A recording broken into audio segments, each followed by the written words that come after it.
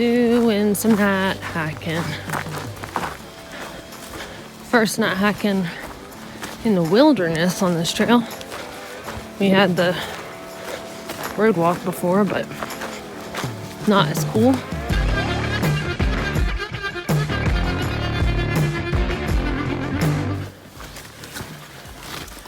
We are playing hide and go seek with the CDT.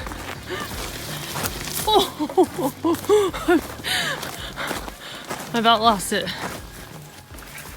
Just as soon as you think you find it.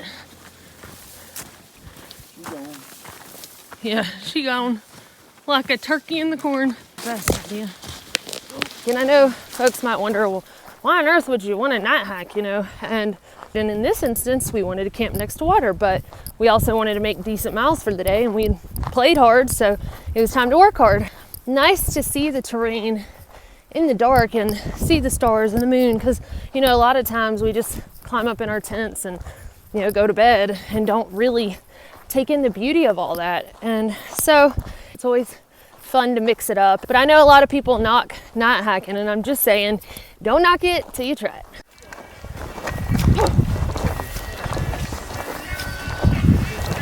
No, I'm like just having fun. First trail night hiking successful. I don't know that you can even see anybody, but they're here. And this is our home for the night. In the middle of tufty grass and cows and a pond.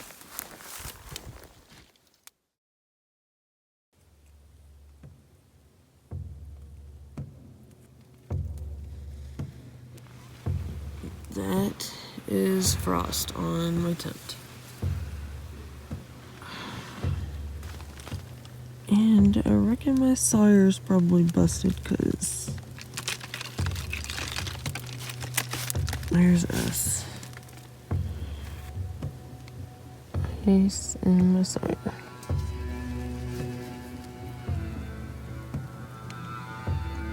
This is why you sleep with it when you know it's going to be cold, but didn't know it was going to be that cold.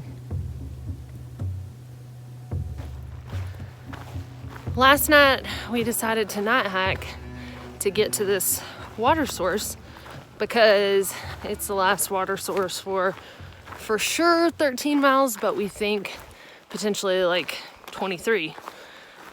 The aim was to get up really early and hike in the cool morning and, you know, knock a good bit of it out while we weren't wanting to chug water. But we woke up this morning and everything was frosted over. It was just freezing cold, literally. So it didn't make getting up early that easy. Also, Aaron's sawyer and my sawyer were both frozen. They were in our tents, but we didn't like sleep with them. So if I had known that it was gonna freeze or had even thought that it was, I would have probably put it in a Ziploc bag and put it at least, you know, up under my sleeping bag or inside my sleeping bag at my feet or whatever. But hindsight's 2020. So I did boil the water and filter it through a bandana that I used for breakfast. Aaron has some tablets, but you know, those make you not be able to drink it for like 4 hours. So tonight when we camp at a water source, I'll probably build a fire and boil some water. My sawyer is flowing again now that the ice has melted, but I have no way of knowing if it's actually safe or not. So it's the way things can have a turn, an unexpected turn. So now it's like 10 a.m. getting out and kind of in the heat of the day, but that's all right. We're gonna whoop it anyway. But it is pretty funny going from almost too much water back again to barely any.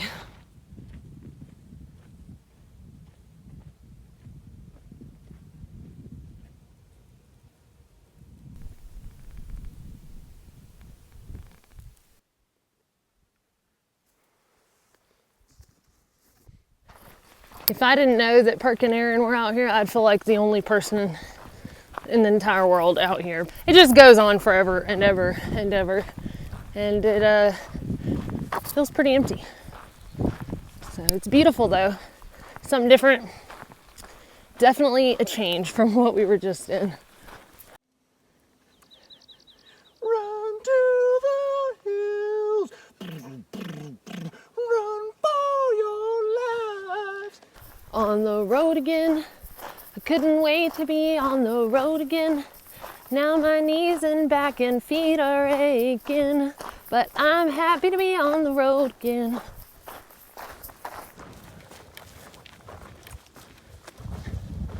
Nice. Woo.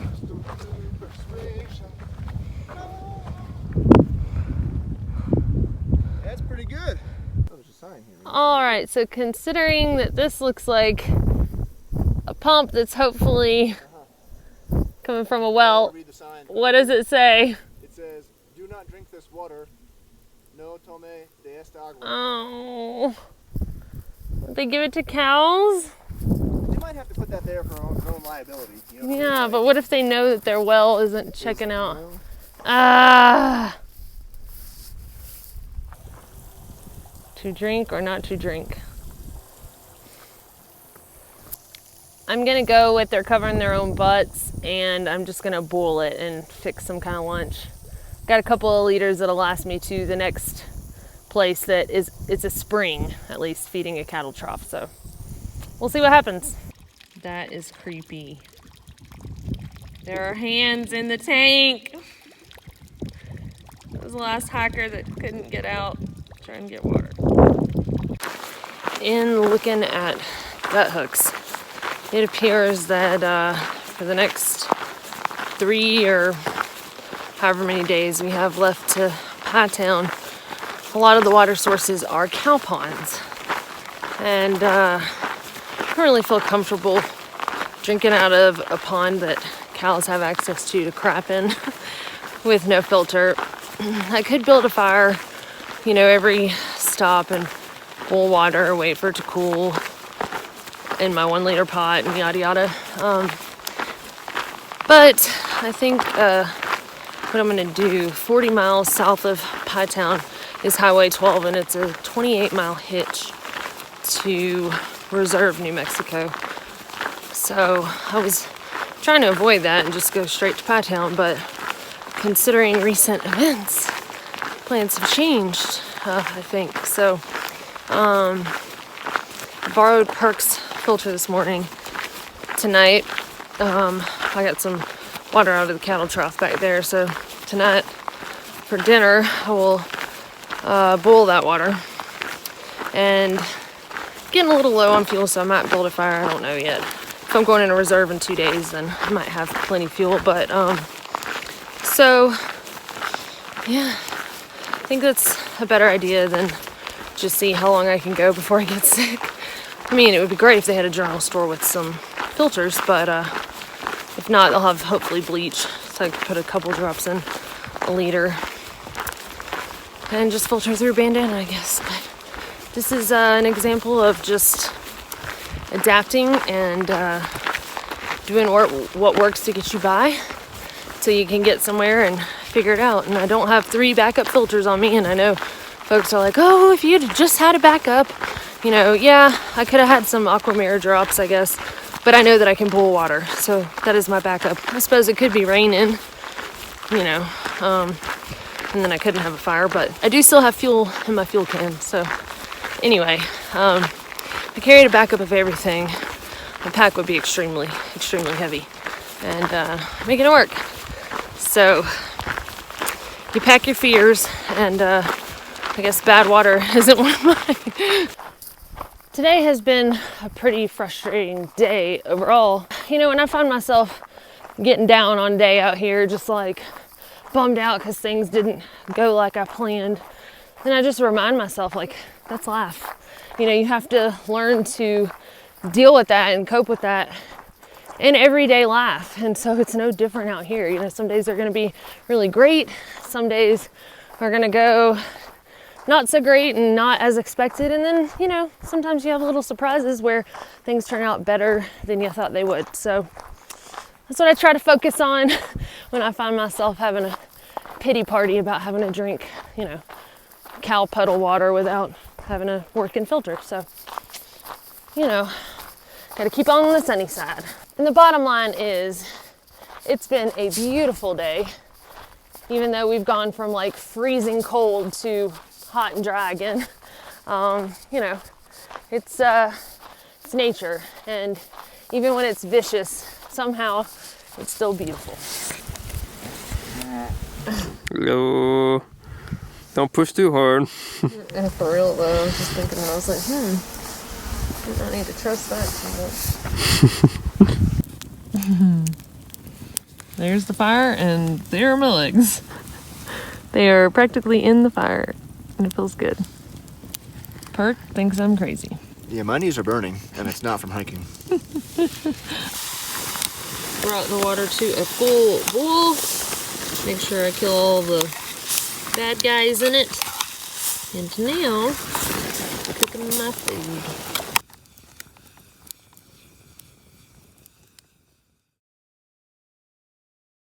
Trough water for breakfast. Yummy. Doesn't look that murky or anything though. Just have to make sure I boil it before I add my food to it. After all those miles in water and no blisters, but now suddenly a little blister from dirt roads. Well, that is where the Gila River alternate ends, and that's where I just came up from. Some turkey hunters back there, and that's where the alternate meets back up with the official CDT, so northward bound. Wow. Just for reference, like, this thing is literally taller than I am, and I'm 5'8", so seriously, biggest cairn that I believe I've ever seen, at least on the CDT. I don't like what I see over there. I mean, I know I need a shower and all, but I'd rather it wait till town. I swear this cow appeared out of nowhere, scared the bejesus out of me. The cow's laying down, you know what that means. It's probably gonna rain. Y'all trying to tell me something? I don't think your friend has the weather radar yet.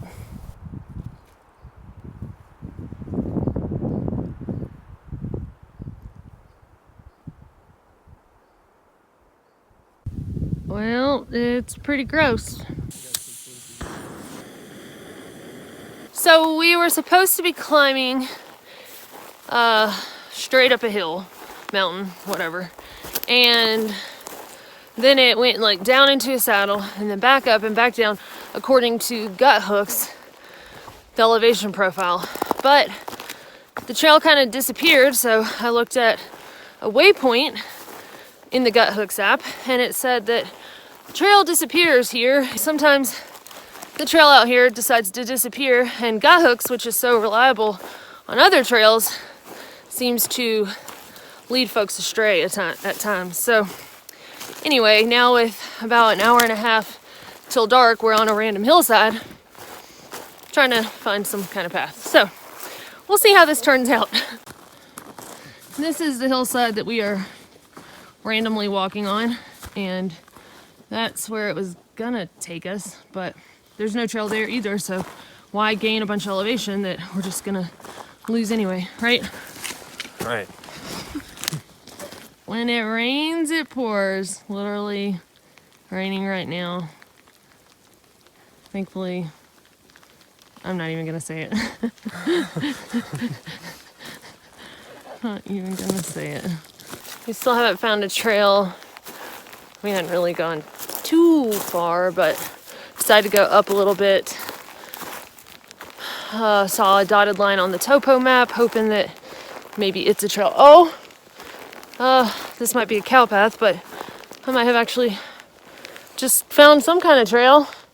I don't know if you can tell, but looks like that's something. It might just be a cow path, but that's still kind of nice.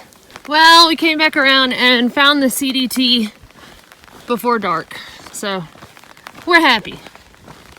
and still kind of sprinkling, but we're gonna set up before dark and hopefully before the bottom falls out.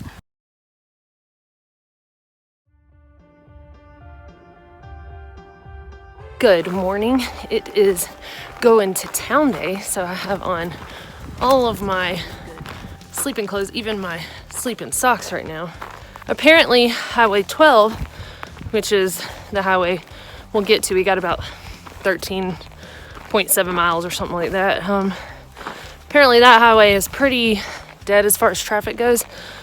So luckily the lodge in Reserve offers a shuttling service. It's not cheap, but it's $35 each way flat. So if you have several hikers, then you can all split it.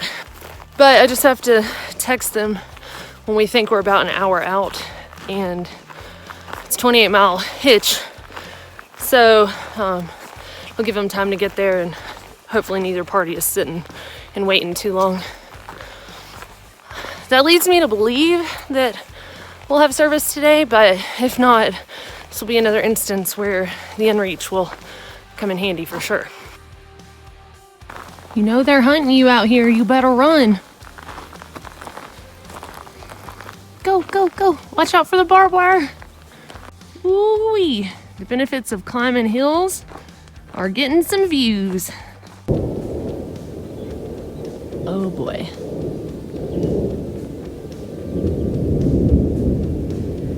That is thunder. And this is beautiful blue skies, but the black clouds are coming for us.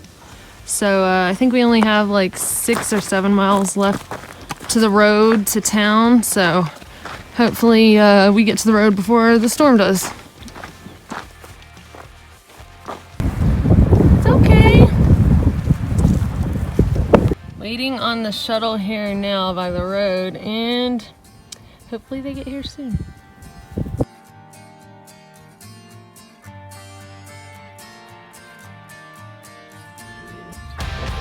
They're here.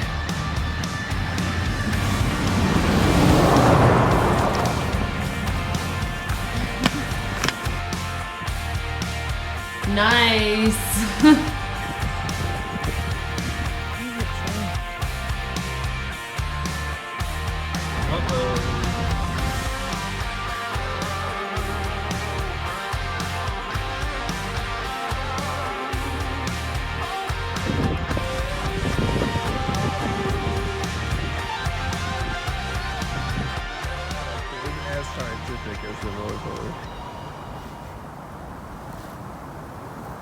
There's this little bug messing with the caterpillar. He just crawled on him. And he just blew off. Oh, he didn't like that. He didn't like being crawled on. Oh man. A long dry stretch with a bunch of crummy water, but somebody thought of us. How sweet.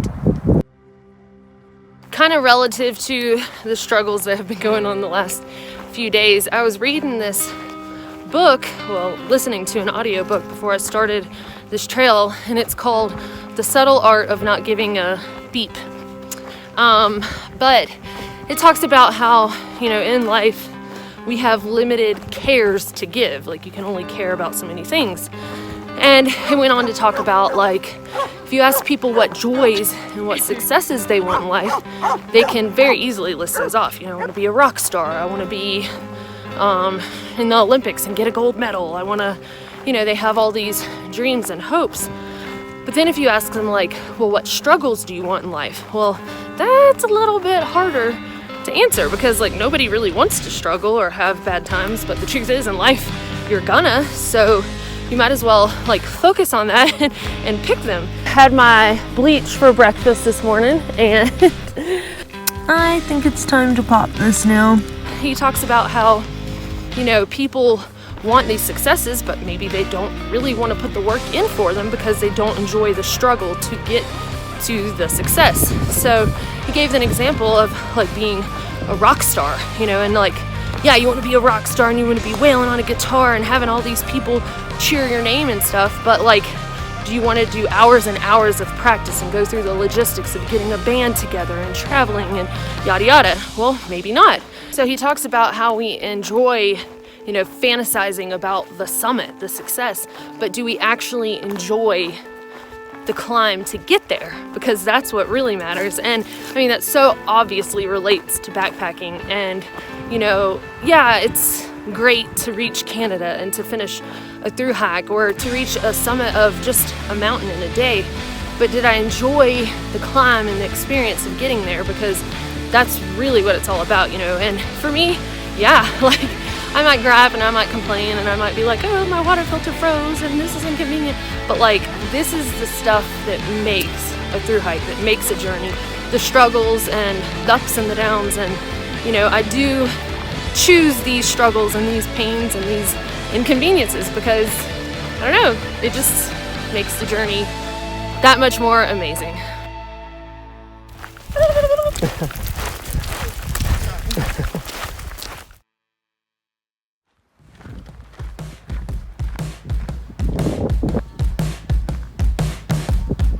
Yay, they came in. Yay, they came in. And we won't make the same mistake again.